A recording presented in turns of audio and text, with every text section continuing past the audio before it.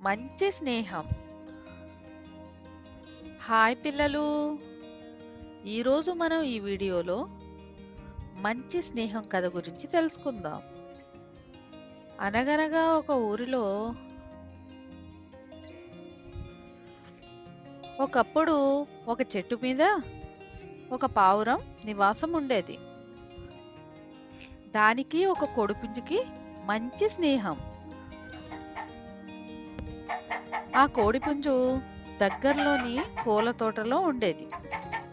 అవి సాయంకాలం కలుసుకుని మంచిగా కబుర్లు చెప్పుకునేవి. ఒకరోజు చాలా ఆకలిగా ఉన్న ఒక తోడేలు ఒకటి ఆ పూల తోటలోకి వచ్చింది. తినడానికి అక్కడ ఏమైనా దొరుకుతుందా అని ఎంతగానో వెతకసాగింది. ఇంతలో ఆ తోడేలుకి కోడిపుంజు కనపడింది. ఈ కోడిపుంజు చాలా చక్కగా బలిసి ఉంది. దీన్ని ఎలాగైనా తినాలివాళ అని అనుకుంది తోడేలు. మెల్లగా వెళ్ళి వెనకబాటుగా ఉన్న కోడిపుంజును పట్టుకుని తన సంచిలో వేసుకుని పారిపోసాగింది తోడేలు.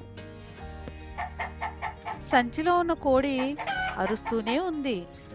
ఇంతలో చెట్టుపైనున్న పావురం ఇదంతా చూస్తూనే ఉంది.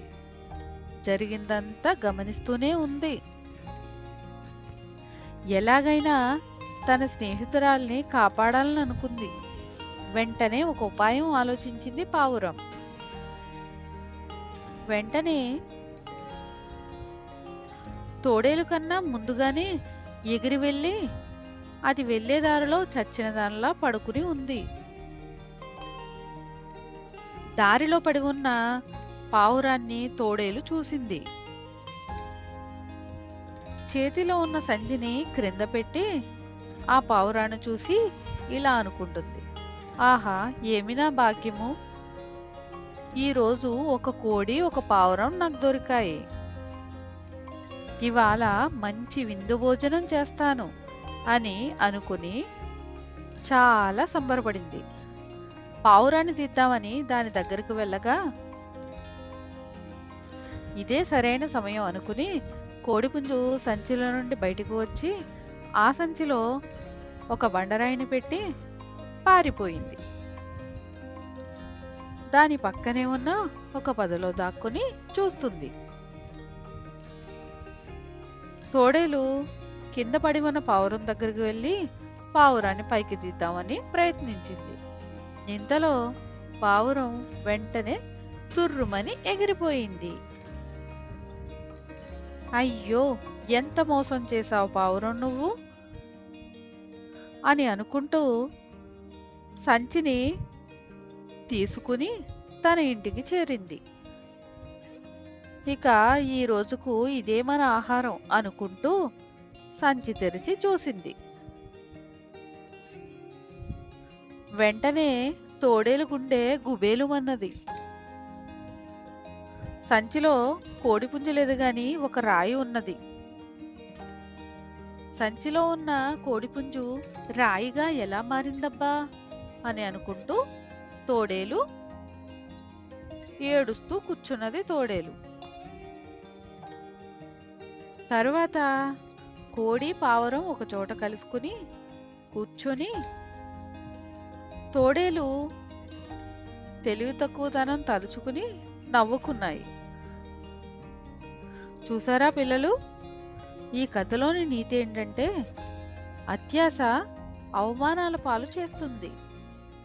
తోడేలుకున్న అత్యాశ వల్లనే ఇదంతా జరిగింది. చీమ పావురం కథ. ఈరోజు మనం ఈ వీడియోలో చీమ పావురం కథ గురించి తెలుసుకుందాం. Let's start.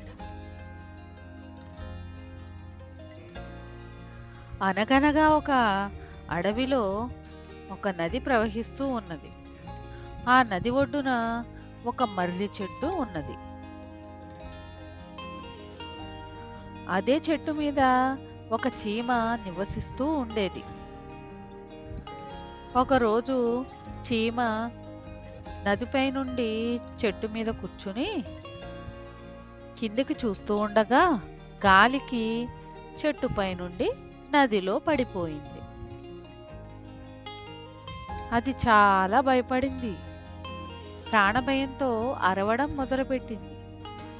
కాపాడండి, కాపాడండి, ఎవరైనా రక్షించండి, రక్షించండి అని అరుస్తూ ఉండగా అక్కడ ఎవ్వరూ లేరు. దూరంగా ఒక చెట్టు పైన పావురం ఉన్నది. చీమ అరవడం పావురంకి వినబడింది.